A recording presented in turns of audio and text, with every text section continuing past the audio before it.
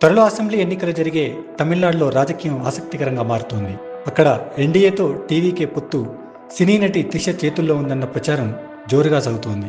ఈ ఎన్నికల్లో డీఎంకే కూటమికి, విపక్ష ఎన్డీఏ కూటమికి మధ్య ఓట్ల శాతం తేడా చాలా తక్కువగా ఉందన్న సర్వే అభిప్రాయాలతో ఇప్పుడు పొత్తులపై జోరుగా చర్చలు జరుగుతున్నాయి. ప్రముఖ సినీ నటుడు విజయ్ స్థాపించిన టీవీకే పార్టీకి 12% ఓట్లు రావచ్చని కొన్ని సర్వేలు అంచనా వేశాయి. దీంతో ఎన్డీఏ నేతలు అప్రమత్తమయ్యారు. ఎలాగైనా విజయ్ను తమ వైపు తిప్పుకోవాలని ప్రయత్నిస్తున్నారు. ఇందుకోసం పలు రకాలుగా ప్రయత్నాలు సాగిస్తున్నారు. కరూర్ తొక్కిసలాట ఘటన వ్యవహారం ఇప్పటికే విజయ్ను ఇబ్బంది పెడుతోంది. సిబిఐ విచారణతో ఆయన ఉక్కిరిబిక్కిరవుతున్నారు.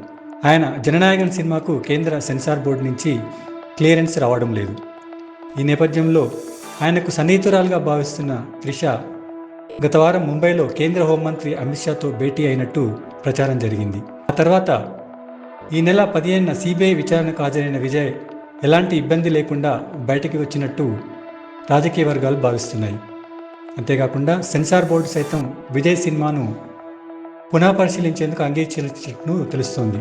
త్రిష యొక్క చొరవ వల్లనే ఇది సాధ్యమైందని ప్రచారం జరుగుతోంది. మరోవైపు అన్నాడీఎంకే అధినేత పళనిస్వామి కుమారుడు మిథున్ కూడా త్రిషతో సమావేశమైనట్టు ప్రచారం జరుగుతోంది. మొత్తం మీద త్రిష ఇప్పుడు కీలకంగా మారిందన్న ప్రచారం జరిగింది.